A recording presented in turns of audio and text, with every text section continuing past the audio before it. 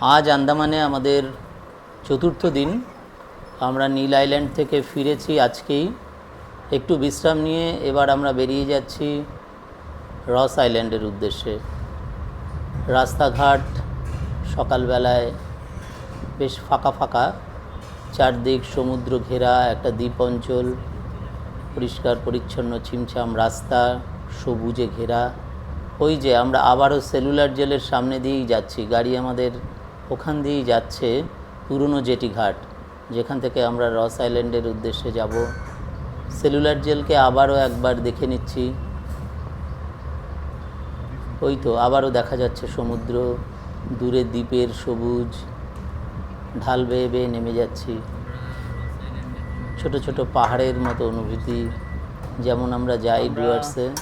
রস আইল্যান্ড যাওয়ার জন্য চলে এসেছি। এটা হচ্ছে সবচেয়ে পুরনো জেটি। স্থানীয় লোকেরা এটাকে জংলি ঘাট জেটি বলে, আমরা হোটেলে সেরকমই শুনেছি। তো চলুন আমরা পায়ে পায়ে এগোতে থাকি। জেটি আমরা যাচ্ছি, এখান থেকে ছোট বোটে করে আমরা রস আইল্যান্ড যাব।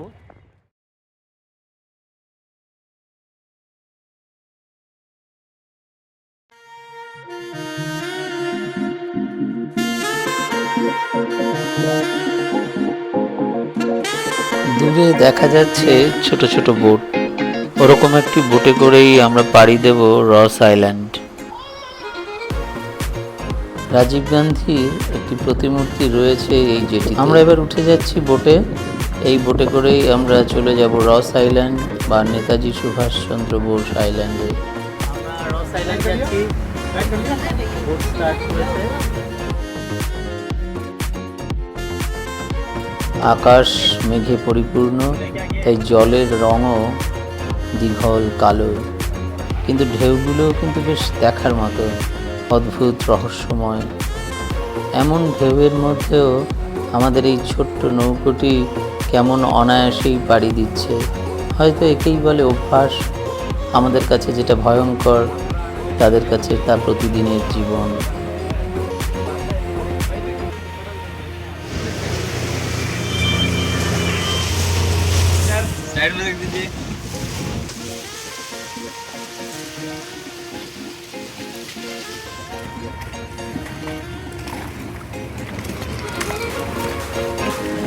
আমরা দেখছিলাম যে নেতাজি সুভাষচন্দ্র রস আইল্যান্ড বলা হচ্ছে। ভেহিকেলগুলো করে পুরো দ্বীপটা ঘুরিয়ে দেখানো হয়, আর প্রচুর নারকেল গাছ সব জায়গায় আছে আন্দামানে।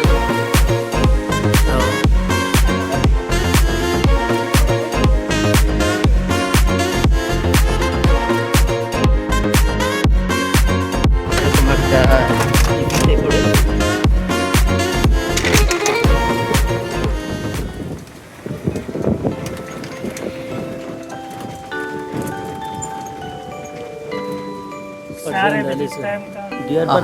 হরিণ চড়ে বেড়াচ্ছে ওই জায়গায়। আমরা কি যাবো ওখানে? अच्छा ফেরার পথে ওই দেখা যাক। अच्छा उधर जाके नहीं देख सकते हम लोग? हाँ हाँ हाँ, ए নেমে দেখতে হবে কিন্তু এইগুলো। और सारे व्हाइट बिल्डिंग है सर, देखे भी कैसे।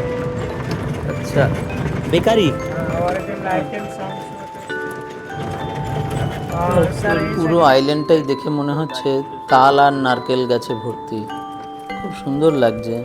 তাল গাছ, অনেক স্মৃতিসৌধ, তার মাঝখানে গাছগুলো যেন একা দাঁড়িয়ে রয়েছে সাক্ষী হিসেবে।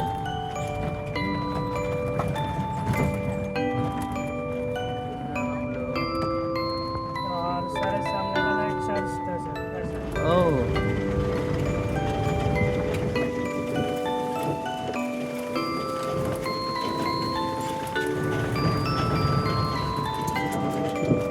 और सर ये वाला मेस था, सोल्जर मेस। हाँ,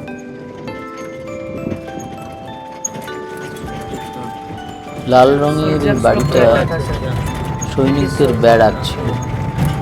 इधर से सर पूरा এটাকে एमपी के বেশ जरिए যত্ন করে সংরক্ষণ করে রাখা হয়েছে দেখে মনে হচ্ছে। ঘন কালো মেঘ করে আছে চারপাশ, আর তার মধ্যেই ইতস্তত সবুজ সমুদ্রের জল। কি অপূর্ব লাগছে চারপাশটা। তীর তীর করে হাওয়া বইছে সমুদ্রের জলের উপর দিয়ে, আমরা দেখতে পাচ্ছি আর অপেক্ষা করছি। বৃষ্টি নেমে গেছে, তুমুল বৃষ্টি আমাদের প্রায় এই ছোট আশ্রয়টুকুও ছাড়া করেছে। ছাতাই এখন আমাদের একমাত্র ভরসা। লাইট হাউস দেখে চলে আসছে, এখানে তাল গাছ ঘেরা বাগান, তার মধ্যে দিয়ে লাইট হাউস। বৃষ্টি পায়ে পায়ে আমরা ফিরে আসছি। ফেরার পথে আমরা আর টোটোতে উঠিনি, আমরা আমাদের মতো ভিজতে ভিজতে চারপাশটাকে দেখতে দেখতে ইতিহাসের সঙ্গী হয়ে আমরা ফিরে আসছি আবার ওই পথ ধরেই, আবার সেই প্রচন্ড বৃষ্টি, স্নাত স্মৃতিসৌধগুলোকে দেখতে দেখতে। বুবু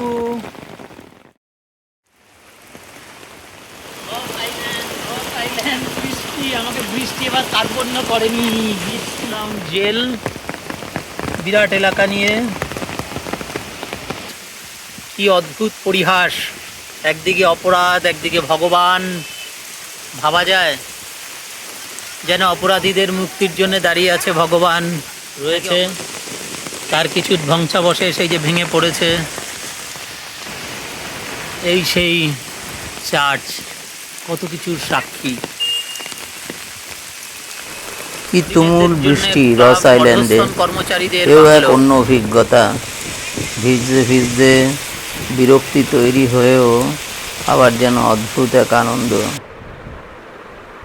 হরিণগুলো সব চালার নিচে চলে গেছে বৃষ্টি থেকে বাঁচতে, সবাই গায়ে গা লাগিয়ে একসঙ্গে দাঁড়িয়ে আছে বর্ষায় ভিজে ভিজে পোর্ট ব্লেয়ারের রাস্তায়। এ ভেজার দৃশ্য তো আর বলার কিছু নেই, আমি দেখাচ্ছি একটু পরে। রস আইল্যান্ড আমাদের একদম রসময় করে ছেড়েছে।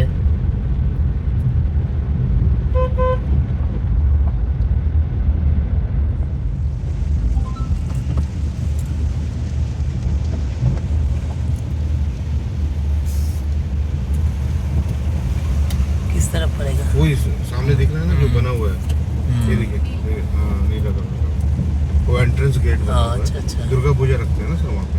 এখানে দুর্গাপুজো হয়, গেট তৈরি হয়ে গেছে অলরেডি। বাঙালি ক্লাব বলে এই জায়গাটাকে, বাঙালি অ্যাসোসিয়েশনের পুজো।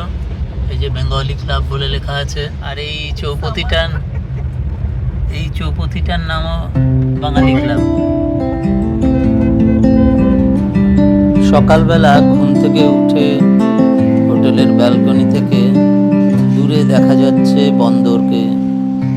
ওটারই নাম জংলি জেটি, এখানকার লোকেরা এটাকে বলে জংলি জেটি।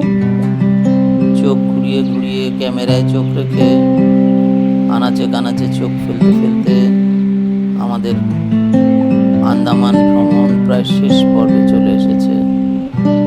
তবু এই শেষ দিনে সমুদ্র যেন বারবার আমাদের টেনে। শ্রীশের এটা রেস্টুরেন্ট। আমরা সকালের কমপ্লিমেন্টারি ব্রেকফাস্ট সেটা কমপ্লিট করে এবার বেরিয়ে পড়ব পোর্ট ব্লেয়ারের উদ্দেশ্যে, এয়ারপোর্ট। তার আগে একটু আশেপাশটা একটু দেখে নেব। সুন্দর ব্যবস্থা রয়েছে এখানে, জানলাটার পাশে প্রচুর সবুজ।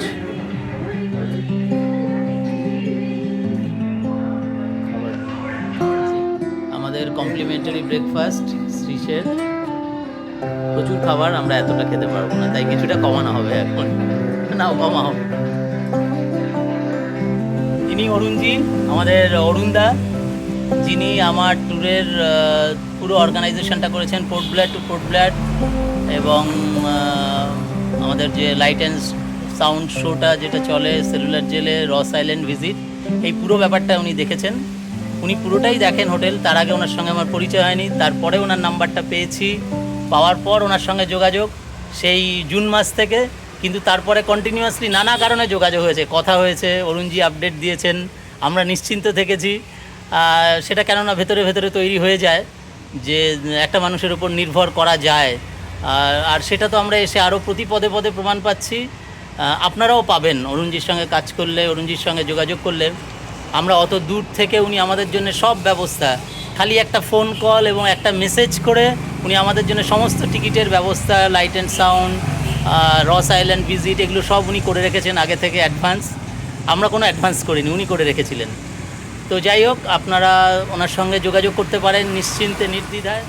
অরুণজি, আপনি বলুন আন্দামান কেউ এলে আপনার সঙ্গে কিভাবে কেউ যোগাযোগ করবে এবং কতটুকু কী করতে হবে আপনি সেটা বলুন। ওনার নাম্বারটা আমি দিয়ে দেবো পরে, আপনিও বলে দিন যোগাযোগের মাধ্যমে। हिंदी में बोल सकते हैं सर? হ্যাঁ বলুন, হিন্দিতে বলুন, কোনো অসুবিধা নেই। आपको कभी भी किसी को भी आना हो तो आप मेरा नंबर सर तो आपको कांटेक्ट में दे ही देंगे, आप उसमें कांटेक्ट करिए, व्हाट्सएप कर दीजिएगा अपना कौन से तारीख को आप आ रहे हैं, कौन से तारीख को जाने का, कितने दिनों के टूर के लिए आप आ रहे हैं। अगर कुछ भी जानकारी भी चाहिए, अगर आपको ऐसी जानकारी भी चाहिए उसके लिए भी कॉल कीजिए, मैं आपको पूरी तरह से असिस्ट करूँगा कि कैसे कहाँ में आप जा सकते हैं, कितने दिनों का समय आपके लिए सही रहेगा, ताकि सर के पास टूर में भी थोड़ा सा हाँ। दिन कम रह गया, कुछ कुछ जगह घूम नहीं ঠিক पाए, ঠিক ঠিক। तो वो चीज़ आपके साथ ना हो तो आप लोग কোন अपने সিজন हिसाब से ট্যুর প্ল্যান করার আগেই আমার মনে হয় ওনার সঙ্গে যদি কথা आप বলেন ऐसे অনেক ভালো হবে। ईयरली আর কি आपका সব। ऑफ सीजन में आएंगे तो थोड़ा आपको डिस्काउंट ज़्यादा मिलता है, होटल्स में अच्छा होटल आपको कम दाम में मिलेगा। सीज़न में आएंगे नवंबर दिसंबर में, ये हाईली पीक सीज़न रहता है, इस टाइम में बहुत सारे टूरिस्ट आते हैं और एयर फेयर से लेके होटल्स का दाम भी अधिक हो जाता है। तो इसलिए आप लोग कुछ भी प्लान करने से पहले एक बार आप मेरे से कंसल्ट करके ही प्लान करिए तो बेटर। সফর করার একজন মানুষ যে কোনো দূর বিদেশে থাকা দরকার, সেটা মনে হয়েছে। অরুণজি আপনি ভালো থাকবেন, थैंक यू পরে আবার কথা হবে। বাঙালি ক্লাব 1946 দুর্গাপূজা হয়েছে এখানে। এই এলাকাটা পোর্ট ব্লেয়ারের মন্দির, মসজিদ, গুরুদ্বারা সব আছে। বাজার का नाम অ্যাবেডিন বাজার। Clock tower. আচ্ছা হ্যাঁ, সামনে ঘড়িটার ছবি আমরা আগেও পেয়েছিলাম। এই রাস্তাটার উপর দিয়ে অনেকবারই যাতায়াত হলো আমাদের। এর নামে এই স্টেডিয়ামটা, स्टेडियम का बोर्ड देखिए। এই যে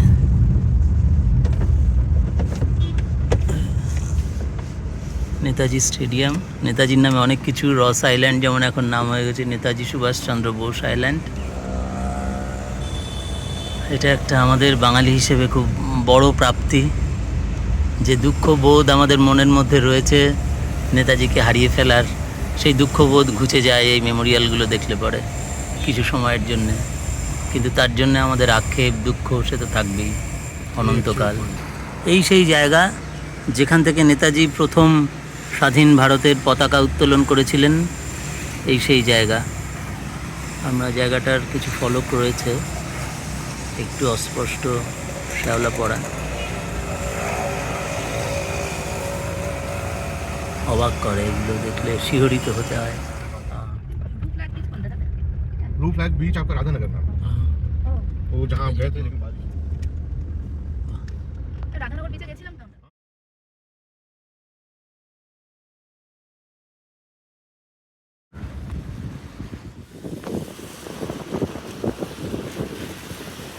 এটা ফ্ল্যাগ পয়েন্ট পোর্ট ব্লেয়ারের, কিন্তু এখন ফ্ল্যাগটা নামানো আছে যেহেতু ওয়েদার খুব ভালো নেই। পতাকার যদি কোনো ক্ষতি হয়ে যায় সেই আশঙ্কায় পতাকাটাকে নামিয়ে রাখা হয়েছে। এখান থেকেই এখানকার সমস্ত জাতীয় দিবসগুলোতে পতাকা উত্তোলিত হয় এবং পতাকাটা তোলা থাকে কিছুটা। এখান থেকে ফ্ল্যাগ পয়েন্টের নতুন গেট তৈরি হচ্ছে। এই যে সমুদ্র, এখানে একদম গা ঘেঁষে গার্ডওয়াল তৈরি হচ্ছে, কিছুটা ভেঙে গেছে। 1943-তে first tricolour hoisting in India, যেটা নেতাজি করেছিলেন, আর সেই স্মারক হিসেবে এই সেই পতাকা তোলার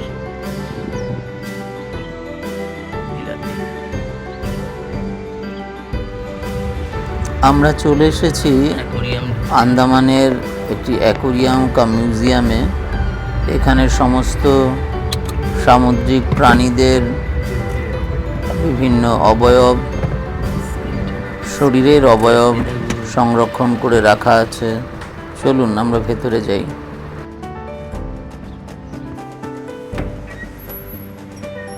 অ্যাকোরিয়াম দেখ, রুল দেখ কত বড়। ও ফটো তোলা বারণ প্রহিবিটেড, ফটোগ্রাফি।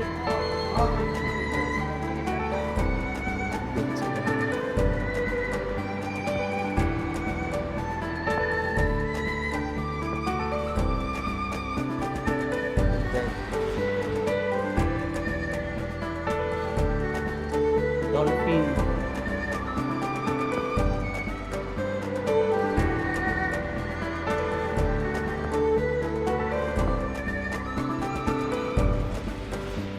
জলের আমরা পোর্ট ব্লেয়ারের এই অ্যাকোরিয়াম মিউজিয়ামটা এলাম। এখানে সব সামুদ্রিক যে জীব, মেনলি কোরাল এবং অন্যান্য প্রাণীর পুরো একটা মিউজিয়াম করা রয়েছে। এখান থেকে আমাদের টিকিট কেটে ঢুকতে হয়েছে পুরো জায়গাটা। আর যেটা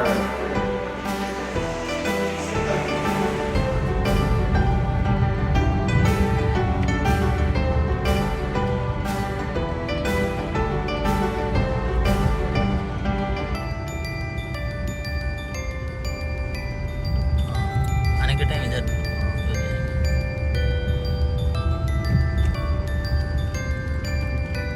पब्लिक जा सकते हैं। बाकी जगह हाईएस्ट पॉइंट है जो टावर पॉइंट है वहाँ में पब्लिक अलाउड नहीं।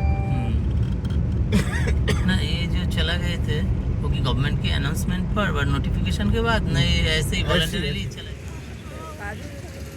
এটা জগার্স পার্ক, শহরের সবচেয়ে উঁচু জায়গা। যখন সুনামির সময় প্রচুর মানুষ এখানে এসে ভয়ে আশ্রয় নিয়েছিলেন, তারপর থেকে জায়গাটার নাম জগার্স পার্ক হয় এবং জায়গাটাকে পার্কের মতো করে সাজানো হয়েছে। এই যে দূরে লেখা রয়েছে জগার্স পার্ক। ওই যে নিচে দেখা যাচ্ছে এয়ারপোর্ট, এয়ারপোর্টের রানওয়ে।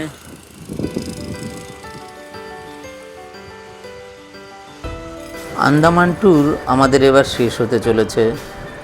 এবার বাড়ির পথে যাত্রা, আকাশপথে। আবার আপনাদের সঙ্গে দেখা হবে অন্য একটি ব্লগে। ভালো থাকবেন সকলে আর সাথে থাকবেন।